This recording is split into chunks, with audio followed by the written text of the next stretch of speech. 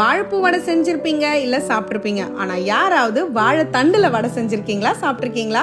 Super crispy and டேஸ்டியான வாழைத்தண்டு மசாலா வடை எப்படி பண்றதுன்னு பார்க்கலாமா? வாழைத்தண்டை நல்லா தூளா கட் பண்ணி மோர் தண்ணியில சேர்த்து அதுக்கப்புறம் டிஷ்யூ பேப்பர்ல இந்த மாதிரி ட்ரை பண்ணி வச்சுக்கோங்க. அடுத்து மிக்ஸி ஜார்ல 3 மணி நேரம் ஊற வச்ச 1 கப் கடலைப்பருப்பு, 1/4 கப் துவரம் பருப்பு, 4 காஞ்ச மிளகாய், 1 டீஸ்பூன் சோம்பு, 3/4 டீஸ்பூன் உப்பு சேர்த்து அரைச்சுக்கோங்க. வடமாவு அரைக்கும் போது தண்ணி தெளிச்சுக்கணும், தண்ணி ஊத்திடக்கூடாது. இந்த மாதிரி கொரகொரப்பா அரைச்சிருங்க. இப்ப வடமாவுல தூளா கட் பண்ண 2 பச்சை மிளகாய், 10 பல் பூண்டை தோலோட இடிச்சு சேர்த்தீங்கன்னா நல்ல வாசனையா இருக்கும். இது கூட தூளா கட் பண்ண 1 இன்ச் இஞ்சியை சேர்த்துக்கோங்க. இது கூட தூளா கட் பண்ண 1 வெங்காயம், கருவேப்பிலை, கொத்தமல்லி, 1/2 டீஸ்பூன் பெருங்காயம் சேர்த்துக்கோங்க. வாழைத்தண்டோட ஈரத்தன்மை போறதுக்காக தவால ஒரு 5 நிமிஷம் வாட்டி எடுத்து நீங்க வடமாவோட சேர்த்து பிசைஞ்சுக்கோங்க. இதே மெத்தட்ல நீங்க வாழைப்பூவும் செஞ்சுக்கலாம், இல்ல வாழைத்தண்டு வாழைப்பூ ரெண்டுத்தையுமே அவாய்ட் பண்ணிட்டு நீங்க நார்மல் மசாலா வடை கூட செஞ்சுக்கலாம். கடைசியா ஒரு 1/2 டீஸ்பூன் கரம் மசாலா சேர்த்தீங்கன்னா கமகமன்னு இருக்கும். அவ்வளவுதான், வடையை தட்டி பொரிக்க வேண்டியதுதான். எப்பவுமே வறுக்கிறது பொரிக்கிறதுக்குலாம் நீங்க கடலெண்ணெய் யூஸ் பண்ணீங்கன்னா ரொம்பவே வாசனையா இருக்கும். நான் இன்னைக்கு காடியா கடலெண்ணெய் எடுத்திருக்கேன். வடையை ரொம்ப தடியாவோ இல்லனா மெல்லிசாவோ தட்டாதீங்க, மீடியமா தட்டிக்கோங்க. அதே மாதிரி எண்ணெயை மீடியம் ஹீட்ல வச்சு சூடு பண்ணி கடைசி வரைக்கும் அதே ஹீட்டை மெயின்டைன் பண்ணிக்கோங்க. பிகாஸ் வடையை பொறுத்த வரைக்கும் நீங்க நல்ல சூடான எண்ணெயில போட்டீங்கன்னா வெளியில டக்குன்னு கலர் மாறிடும், ஆனா உள்ள மாவு வேகாது. இந்த சைடு அந்த சைடு ஒரு 5 நிமிஷம் பொரிச்சு எடுத்தீங்கன்னா அருமையான வாழைத்தண்டு மசாலா வடை ரெடி. கண்டிப்பா காடியா கடலெண்ணெய்ல ஒரு முறையாவது ட்ரை பண்ணி பாருங்க.